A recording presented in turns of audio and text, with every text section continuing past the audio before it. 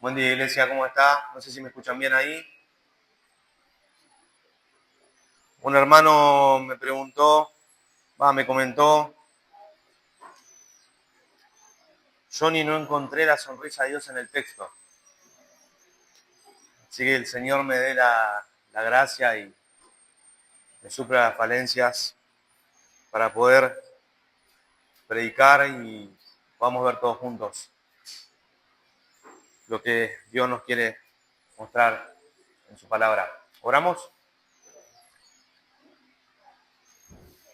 Oh bendito Señor, queremos acercarnos a ti siendo conscientes de que eres un Dios santo y sublime, pero que por la obra de tu Hijo Jesús, Señor, ahora podemos acercarnos libremente al trono de la gracia, Señor.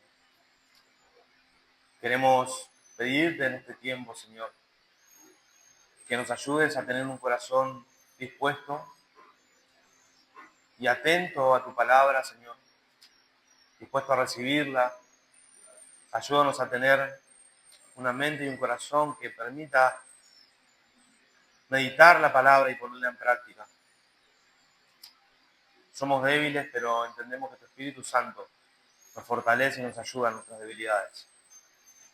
Ayúdame a mí, Señor, como predicador para poder exponer fielmente tu palabra y ayúdanos a nosotros a quitar todo sentimiento, toda emoción de lado y poner nuestra mirada en tu palabra y nuestra predisposición a poder escucharla y obedecerla. Te lo pedimos en el nombre de tu Hijo amado Jesús. Amén y amén.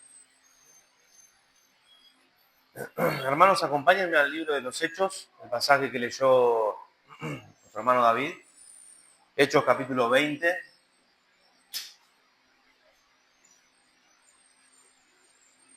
Versículos 7 al 12.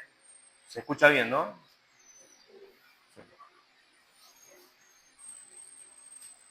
Hace varios años, una persona cercana a mí, en medio de una conversación, era una juntada entre amigos, hizo un chiste que estuvo fuera de lugar. Y la reacción que tuvimos, obviamente, no fue la que él esperaba con el chiste. Así que se defendió y dijo algo como que Dios no está atento a estas pavadas. Dios está atento a las guerras, a las catástrofes, pero no está atento a estos chistes o a estas actitudes o a las cosas que pasan en el día a día. Hermanos, nada más lejos de la realidad. Dios está atento y está detrás de cada acontecimiento de nuestro día a día.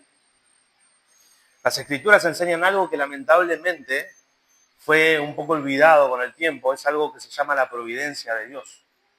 Que básicamente, de forma breve, es que Dios, de forma soberana, sabia, autoglorificante, gobierna, controla, determina, transforma y planifica todas las cosas en toda la historia de la humanidad con el propósito de que Él sea glorificado. Esa es la providencia de Dios, en resumidas cuentas. Es algo difícil de comprender, pero podemos ver en las Escrituras y entender lo que Él mostró en su palabra. Hay muchos pasajes, pero hay dos, quizá los más reconocidos, cuando vemos que dice que el Cordero fue inmolado antes de la fundación del mundo. Dios planificó que su Hijo Jesucristo vaya a la cruz antes de que el mundo fuese. Entonces determinó determinados planes para que suceda ese acontecimiento. O en Hechos capítulo 2 también vemos que Pablo está predicando y dice que fue entregado Cristo por el determinado consejo, o la palabra es designio, y anticipado conocimiento de Dios. Así que si nosotros nos ponemos a pensar un poco más allá, Dios ya había determinado que Cristo vaya a la cruz y que sea entregado, pero claramente hubo hombres que actuaron voluntariamente para entregar a Jesús. Así que la providencia tiene eso, ¿no? Es la soberana decisión de Dios y el plan que va creando, o que ya creó, y que va pasando a lo largo de la historia, y es el hombre actuando voluntariamente, pero al fin y al cabo haciendo lo que Dios determinó de antemano.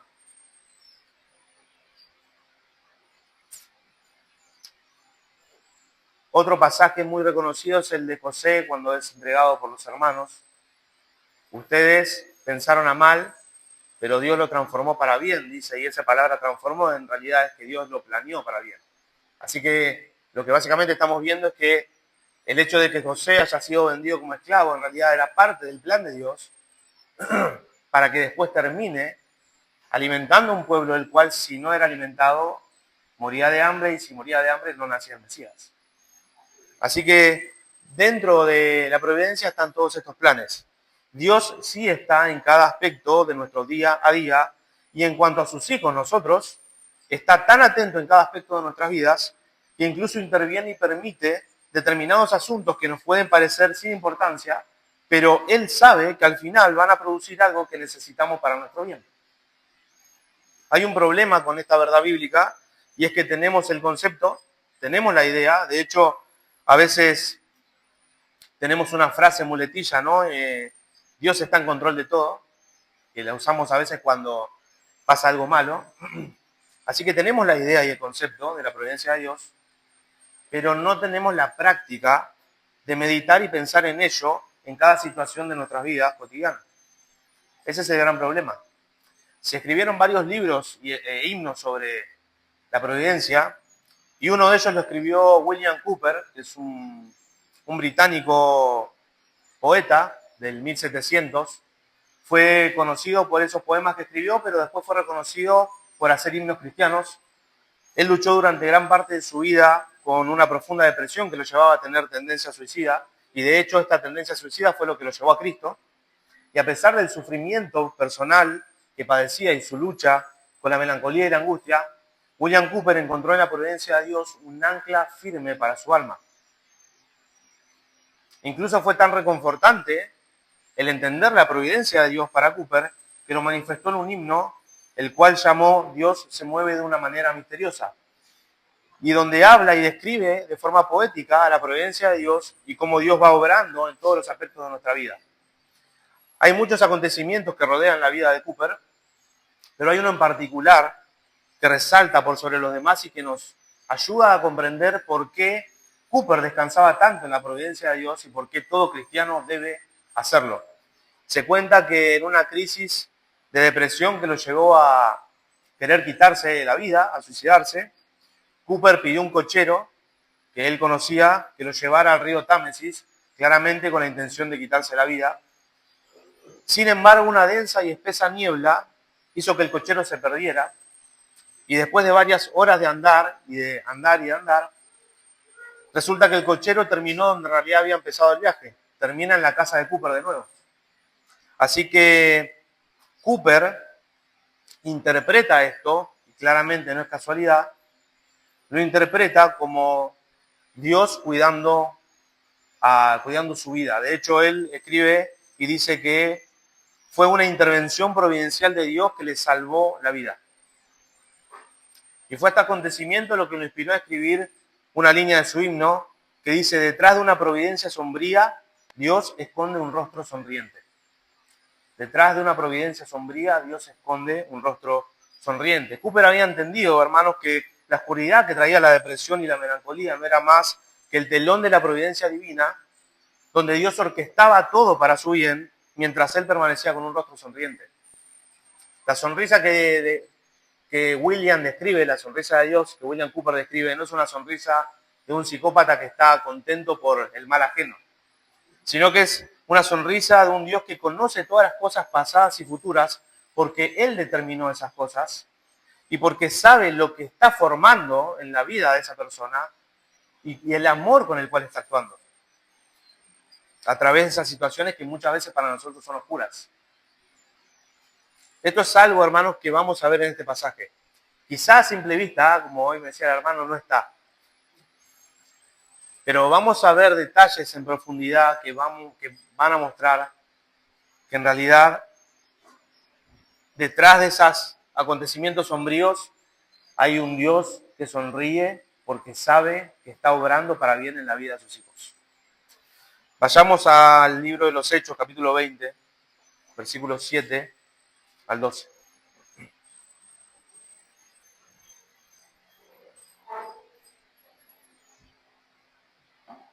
Lo tienen todos, ¿no? Dice: y el primer día de la semana, cuando estábamos reunidos para partir el pan, Pablo les hablaba pensando partir al día siguiente, o sea, irse, y prolongó su discurso hasta la medianoche. Había muchas lámparas en el aposento alto donde estábamos reunidos, y estaba sentado en la ventana un joven llamado Eutico, y como Pablo continuaba hablando, Eutico fue cayendo en un profundo sueño, hasta que, vencido por el sueño, cayó desde el tercer piso y lo levantaron muerto, o sea, murió. Pero Pablo bajó y se tendió sobre él, y después de abrazarlo dijo: no os alarméis, porque está vivo. Y volviendo arriba, después de partir el pan y de comer, conversó largamente con ellos hasta el amanecer. Entonces se marchó. Y se llevaron vivo al muchacho y quedaron grandemente consolados. ¿Cuál es el contexto de este pasaje? Es el segundo viaje misionero de Pablo.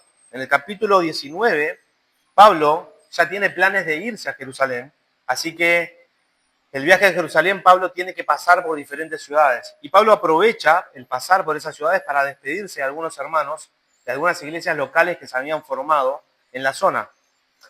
Así que el apóstol llega a la ciudad, a la iglesia local en Troas, una ciudad que está entre medio. Está Troas, Mileto y después está Jerusalén, para despedirse de los hermanos en Troas. Él tiene que continuar con su viaje misionero, él tiene que seguir predicando el evangelio. Pero obviamente los hermanos de la iglesia en Troas están angustiados, están tristes. El apóstol ya no va a estar más con ellos. De hecho, en los versículos más adelante, no lo busquen, pero en los versículos 37 y 38, el mismo pasaje, ya cuando Pablo está en Mileto, vemos que los hermanos lloraban y lo abrazaban porque ya no le verían más el rostro. Dice: entonces hubo gran llanto de todos, y echándose al cuello de Pablo le besaban, doliéndose en gran manera por la palabra que dijo de que no verían más su rostro. Así que eso estaba sucediendo también en Troas.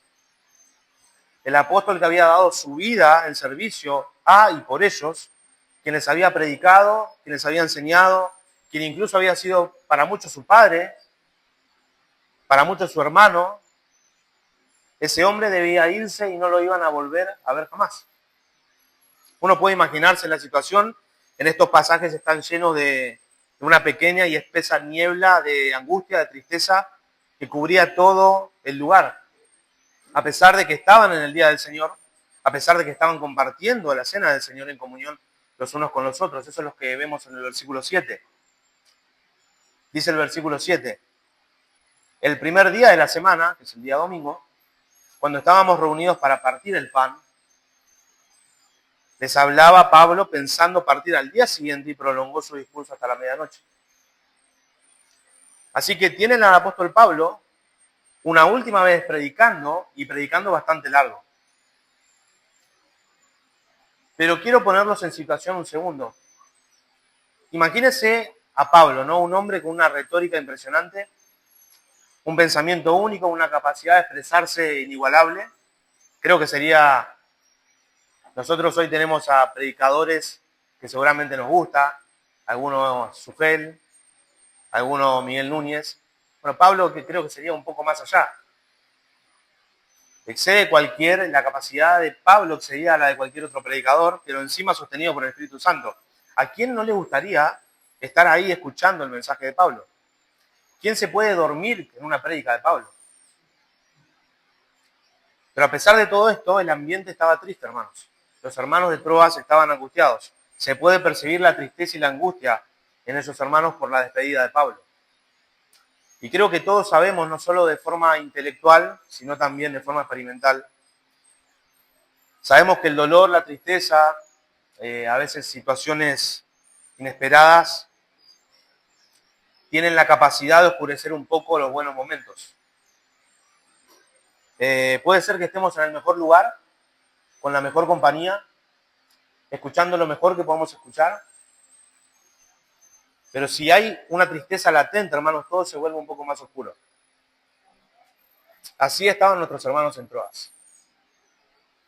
Su padre espiritual se va, su consejero, su sostén, su maestro debía partir. Amaban a Pablo. ¿Cómo no van a amar a Pablo? ¿Cómo no se puede amar a un hermano como Pablo?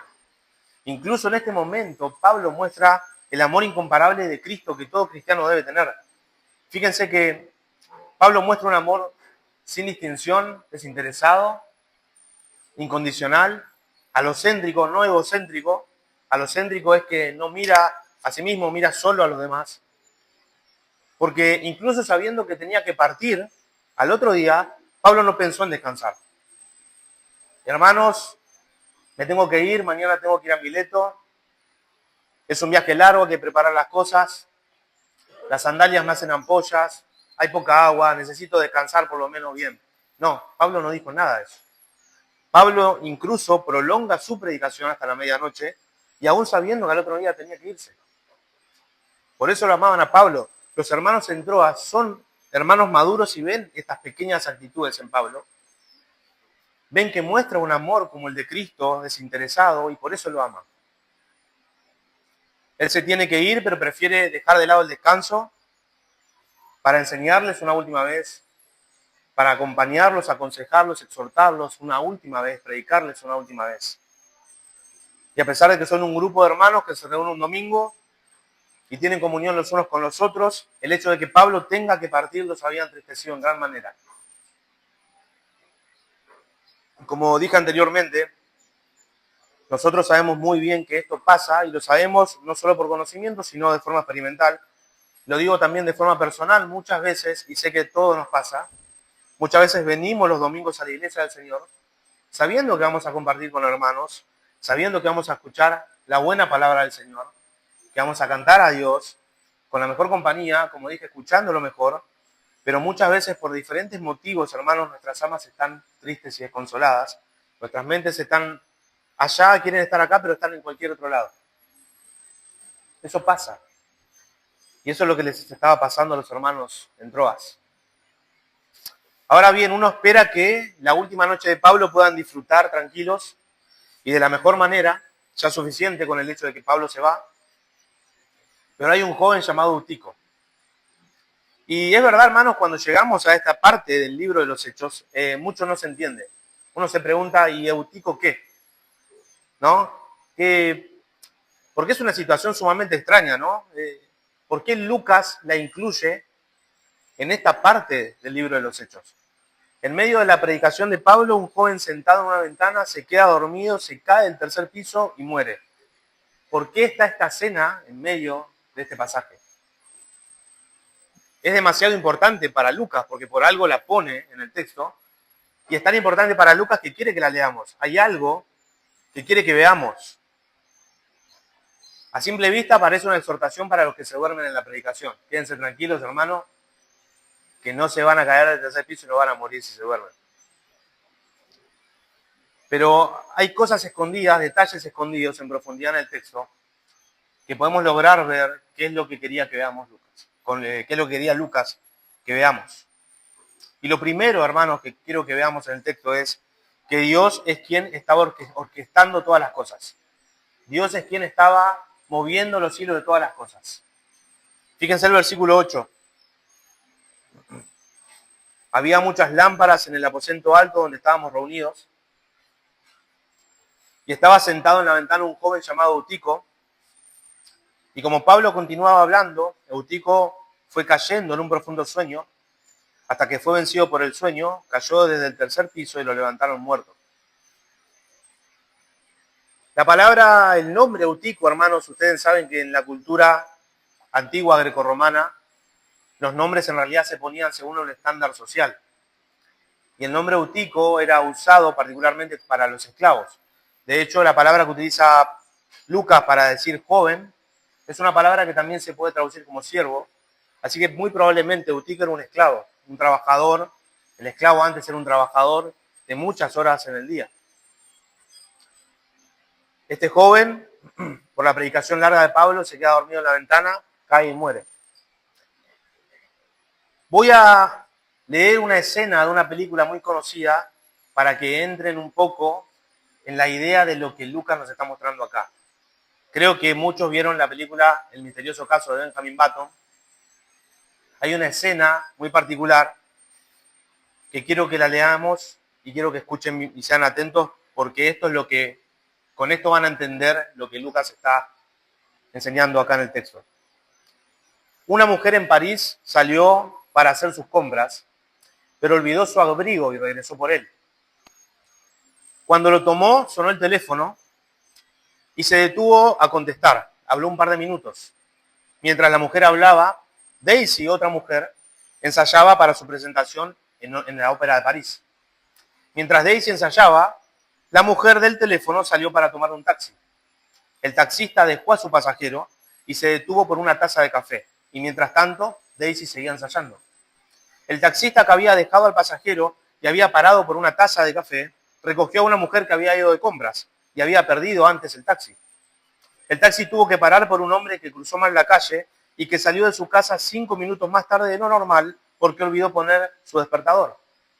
Mientras ese hombre que salía tarde cruzaba la calle, Daisy había terminado de ensayar y se estaba duchando en el vestuario. Mientras Daisy se duchaba, el taxista esperaba fuera de una tienda que la mujer recogiera un paquete, el cual no habían envuelto porque la chica que debía envolverlo había discutido con su novio la noche anterior y se olvidó. Cuando por fin envolvieron el paquete, la mujer volvió al taxi que había sido bloqueado por un camión repartidor, todo esto mientras Daisy se vestía. El camión se retiró y el taxi pudo moverse, mientras Daisy, la última en vestirse, esperó a una amiga a la que se le rompió el cordón de uno de sus zapatos. Mientras el taxi se detenía por un semáforo, Daisy y su amiga salían por atrás del teatro. Y si solo una cosa hubiera sido diferente, si el cordón no se hubiera roto, o si el camión no hubiera salido segundos antes, o si el paquete hubiera estado envuelto porque la chica no discutía con el novio, o si el hombre hubiera despertado 5 minutos antes, o si el taxista no hubiera parado por un café, o si la mujer no hubiera olvidado su abrigo y hubiera alcanzado el taxi, Daisy y su amiga hubieran cruzado la calle sin problemas y el taxi hubiera pasado de largo. Creo que entienden lo que les pasó a Daisy y su amiga. Juan Calvino dice, no hay un copo de nieve que caiga a la tierra, ni un solo pájaro que vuele por el aire, ni una sola hoja que brote de un árbol, sino por la voluntad de Dios. Y volviendo al texto, hermanos, Pablo tenía que irse. Recuerden la escena, Pablo se tenía que ir. Lo más normal, hermanos, es que la enseñanza sea más breve. Pero por algún motivo, Pablo predica más tiempo, mucho más tiempo de lo habitual.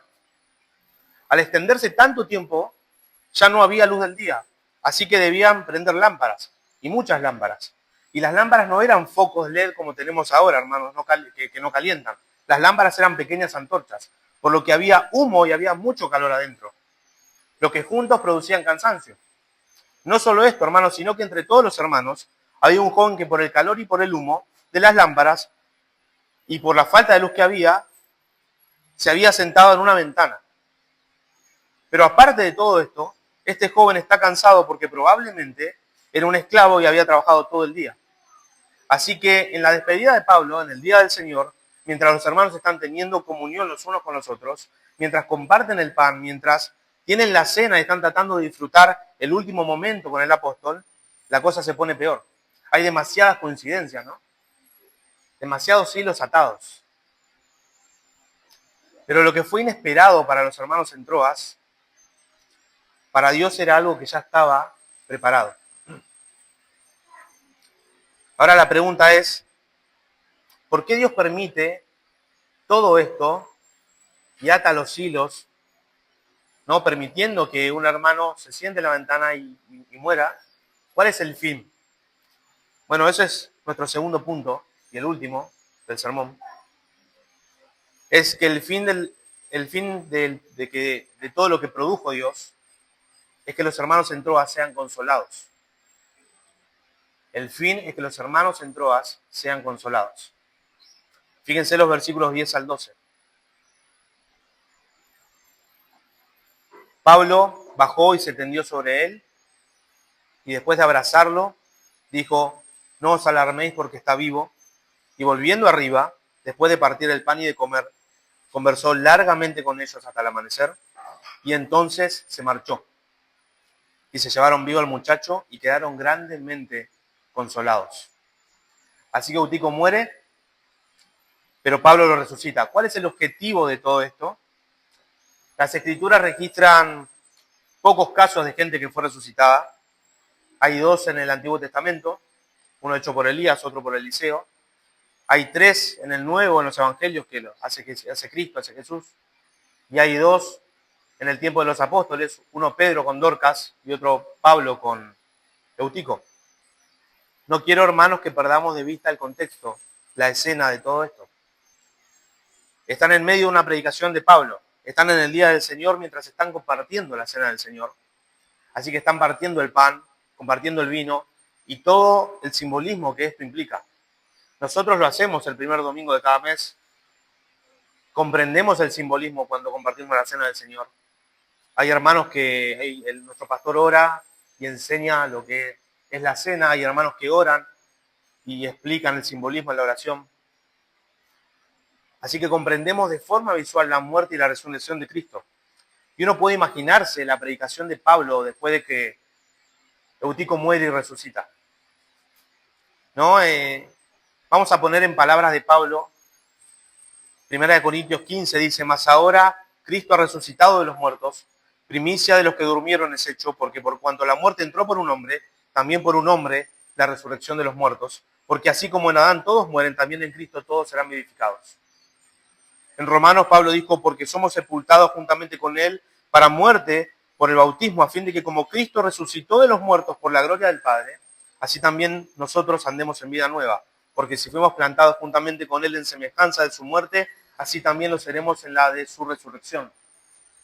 Y en 1 Corintios 15 también Pablo dice, y si Cristo no resucitó, vana es vuestra fe.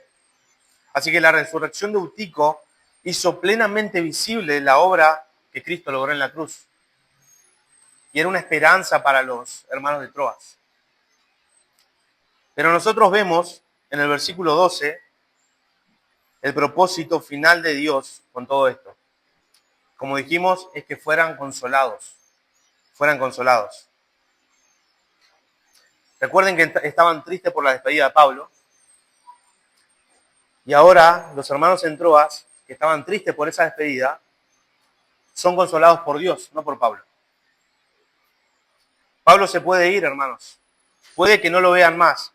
Puede que se vayan otros, incluso, también de la iglesia local. Puede que el mundo y todo lo que hay en él desaparezca, pero esas cosas no sostienen la fe de los hermanos en Troas. Su fe es sostenida por Cristo y su obra. Y nada que desaparezca puede conmoverlos mientras la roca siga firme. Básicamente lo que Dios les estaba diciendo, les estaba mostrando con todo esto, es que si ustedes están afligidos por la partida de Pablo, no tienen que estarlo. Porque la realidad de la presencia de Cristo mora en medio de ustedes. Yo soy quien los consuela, dice Dios. Aunque Pablo se va y ellos sienten la pérdida de Pablo, la vida de Cristo permanece con ellos. La tristeza por la despedida ahora es transformada en consuelo. Y la esperanza, hermanos, no depende de tener físicamente a Pablo, sino de la promesa segura de una plenitud de vida en Cristo. La iglesia no queda huérfana. Estaban tristes por la despedida y la pérdida de un hombre, pero fueron consolados por el Dios Altísimo. Y pensemos de nuevo, para que sean consolados por Dios,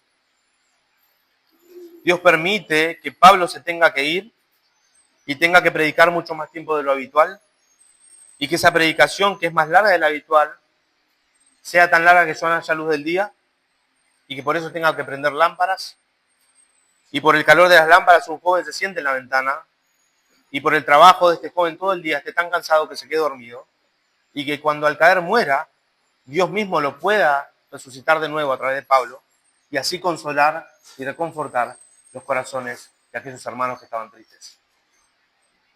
Así obra Dios y su providencia. Dios, que es el dueño de todas las cosas, eterno y poderoso, conociendo la tristeza y la debilidad de nuestros corazones, nos ama tanto que mueve todos los hilos de la historia de la humanidad solo con el fin de consolarnos. Solo con el fin de mostrarnos su amor y su cuidado. John Flavel, un puritano, dice, el deber de los santos, especialmente en tiempos de dificultades, es reflexionar sobre las actuaciones de la providencia para con ellos en todos los estados y a través de las etapas de su vida. Y la pregunta es, hermanos, ¿vemos a Dios detrás de nuestros sufrimientos?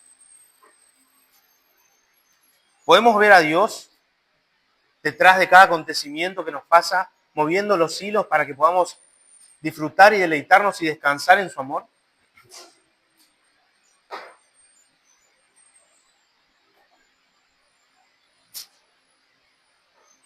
Puede haber mucha tristeza, hermanos, y dolor, pero no pensemos que Dios no está detrás de esas nubes oscuras con su rostro sonriente.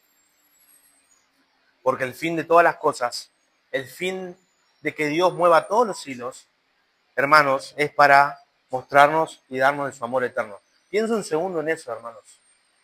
A veces no tenemos noción de esto, pero estamos hablando de un Dios que no nos necesita, de un Dios que no necesita de nosotros, de un Dios que creó todas las cosas autosuficiente, viviendo en una relación perfecta de amor eterno con Dios el Padre, Dios el Hijo, Dios el Espíritu Santo, sin necesidad de absolutamente nada, y aún así Él mueve todas las cosas de la humanidad solo para mostrarnos y darnos de su amor, solo para consolarnos y descansar en Él. Para terminar, hay dos pasajes en las Escrituras que quiero leer. Pablo también en 2 Corintios 2 Corintios 1,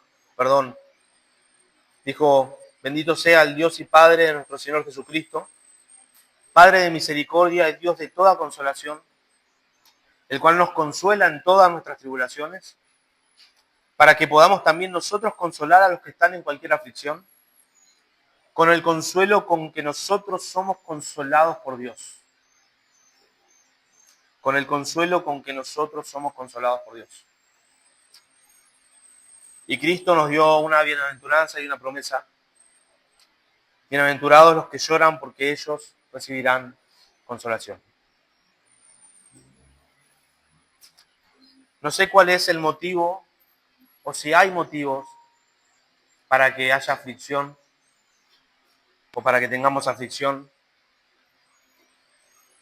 No sé si es por un pecado, no sé si es por una enfermedad, por una pérdida. Pero sí algo podemos estar seguros, porque Dios lo dice en su palabra, hermanos, es que Él nos consuela y que nuestro sostén, hermanos, está solo en Él. Solo en Cristo. Vamos a orar.